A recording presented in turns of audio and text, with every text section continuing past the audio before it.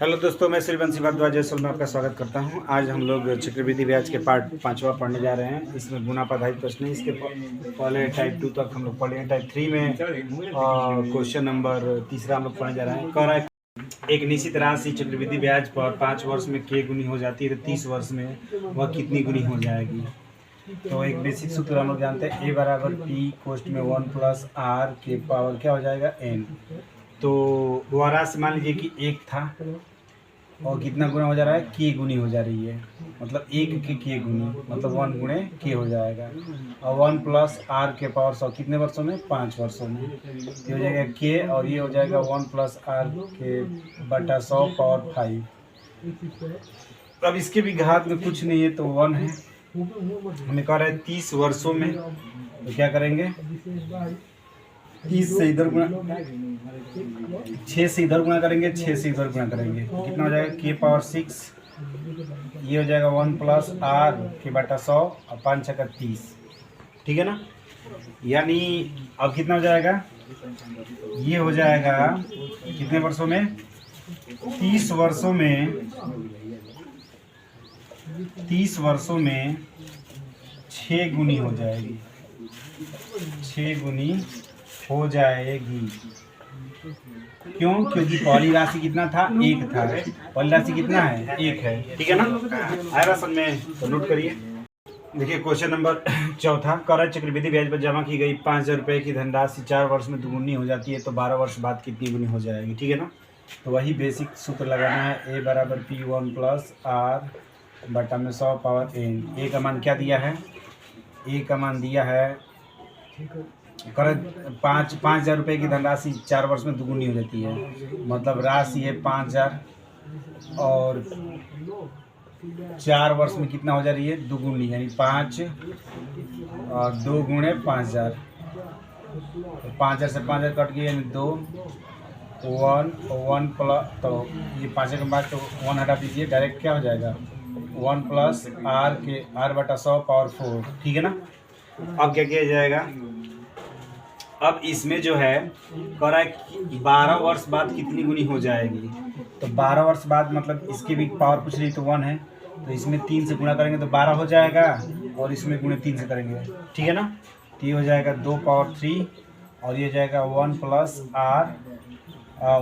r बटा 100 और 4 3 12, या 2 पावर 3 का मतलब कितना हो जाएगा, 8 हो जाएगा। 1 प्लस r बटा में 100 पावर 12, यानी 12 वर्ष में क्या हो जाएगा, 12 वर्ष में 8 गुनी हो जाएगी, 12 वर्ष में 8 गुनी हो जाएगी, ठीक है ना। नोट करिए। देखिए यदि कोई धनराशि वार्षिक आधार पर चक्रवृद्धि ब्याज पर 2 वर्षों में अपनी 1.44 गुनी हो जाती है तो उस ब्याज की वार्षिक दर कितनी है। तो यही बेसिक सूत्र लगाया जाएगा, a बराबर p 1 प्लस r के पावर r बटा 100 पावर n, ठीक है ना। तो कह रहा है कि यदि कोई धनराशि वार्षिक आधार पर 1.44 गुनी हो जाती है, ठीक है ना। तो मान लेते हैं कि वो धनराशि 1 है, वार्षिक आधार पर कितनी हो जाती है,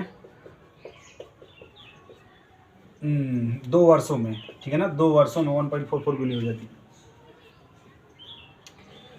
दशमलव को खत्म करने के लिए क्या कर सकते हैं कि दोनों पक्षों में 100 से गुणा कर देते हैं तो दशमलव खत्म हो जाएगा, ठीक है। दशमलव खत्म हो जाएगा तो कितना हो जाएगा, 144।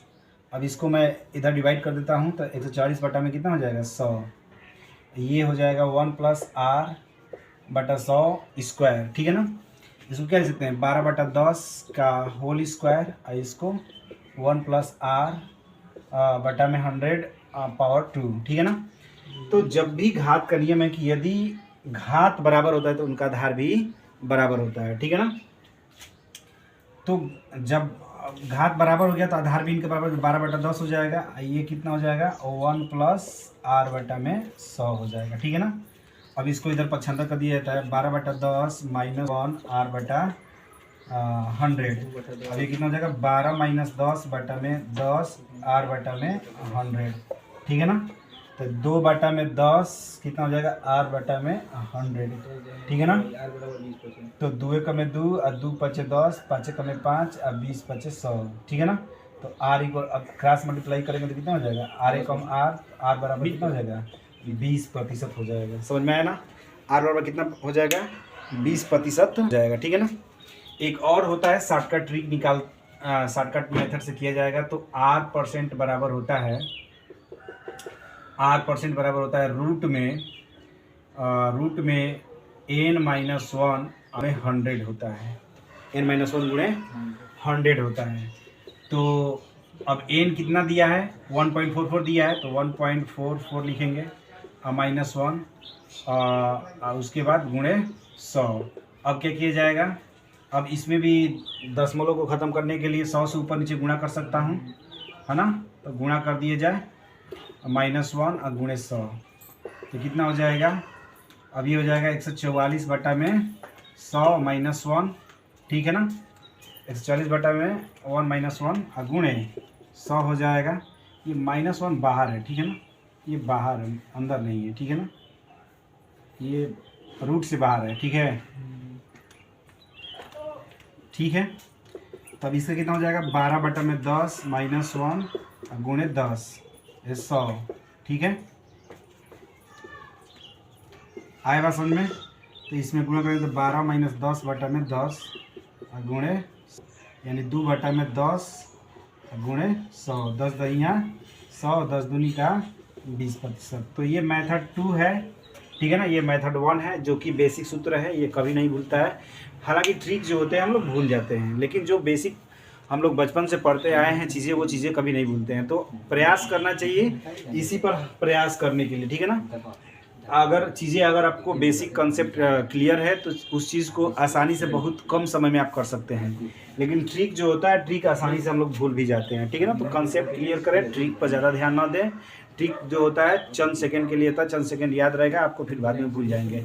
लेकिन एक्सपीरियंस करते रहेंगे, एक्सपीरियंस ही सब कुछ होता है। किसी भी चीज़ को फाइट करने के लिए एक्सपीरियंस बहुत मायने रखता है। बार बार उस चीज़ को रिवीजन कीजिए, जितना अधिक रिवीजन करेंगे उतना ही अधिक आप कंसेप्ट को क्लियर करेंगे और चीज़ें देर तक आपको याद रहेगी, ठीक है ना। देखिए क्वेश्चन नंबर दूसरा, एक राशि चक्रवृद्धि ब्याज पर निवेश करने से 2 वर्ष में स्वयं का 1.69 गुना हो जाती है, तो ब्याज की वार्षिक दर क्या है। तो वही सूत्र लगाएंगे, R बराबर यहाँ n और कोष्ट में गुना -1 और गुणे 100, ठीक है। अब R n का मतलब होता है कितने वर्षों में, n का मतलब होता है कितने वर्षों में, तो 2 वर्ष में। तो यहाँ लिखेंगे क्या 2 गुना कितना है 1.69 और -1, ठीक है, और गुणे 100। अब 1.69 है तो इसका वर्गमूल कितना हो जाएगा 13, यानी 1.3 हो जाएगा -1 और गुणे 100। तो 1.3 में से 1 घटाएंगे तो कितना हो जाएगा 0.3 गुणे 100। तो R बराबर 300, एक अंक बाद उसमें लगा देंगे तो R बराबर कितना हो जाएगा 30% हो जाएगा, ठीक है ना। यानी वार्षिक ब्याज की दर कितना हो जाएगा 30% हो जाएगा। आया बात समझ में, नोट करिए। हाँ, क्वेश्चन नंबर 5वां का पहला टाइप 5 का क्वेश्चन नंबर पहला, एक धनराशि 3 वर्षों के चक्रवृद्धि ब्याज पर 1.331 गुनी हो जाती है, तो तदनुसार ब्याज की दर कितनी है। तो R% बराबर n कोष्ट में गुना -1 और गुणे क्या होता है 100। तो n का मतलब 3 वर्ष और गुना का मतलब 1.331 और -1, ठीक है, और गुणे 100। अब 13 से 31 किसका वर्गमूल होता है घन, यहाँ 3 का मतलब घनमूल, ठीक है ना। किसका घनमूल होता है 11 का होता है, ठीक है ना।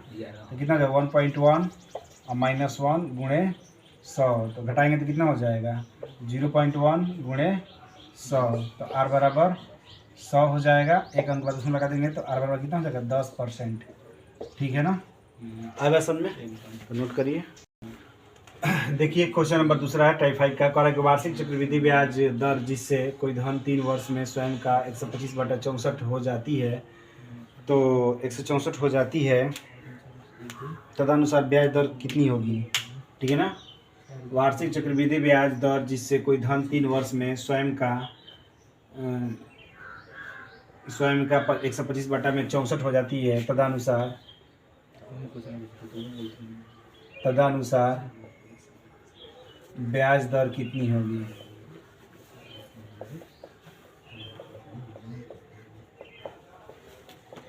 अगर मान आपका पूर्णांक में दिया रहता है, ठीक है ना, तो चीज़ों को हम लोग जैसे कि अगर मान पूर्णांक में दिया रहता है तो पूर्णांक में हम लोग क्या करते हैं, n कोष्ठ में गुना -1, ठीक है ना। आएगा समझ में। पूर्णांक हो या यदि मान कोई पूर्णांक हो या भिन्न में हो तो n रूट में गुना -1 हो जाता है, ठीक है ना। तो r बराबर -1 गुणे क्या हो जाए, होता है 100 हो जाता है। तो इसमें दिया है कितना, इसमें दिया है कोई ब्याज 3 वर्ष में, या 3 हो जाएगा 125/64 -1 गुणे 100। तो अब यहाँ 3 का मतलब क्या, यहाँ 3 का मतलब घनमूल तो 125 का घनमूल 5 होता है और 64 घनमूल 4 होता है, -1 गुणे 100, ठीक है ना।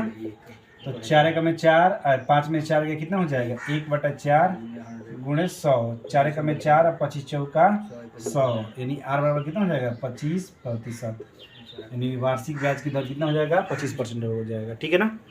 ये दोस्तों यदि पढ़ाई हुआ चीज़ अगर आप लोगों को समझ में आता है तो आप वीडियो को जरूर से जरूर लाइक करें, कमेंट करें, शेयर करें, सब्सक्राइब करें। आज के लिए इतना ही, धन्यवाद।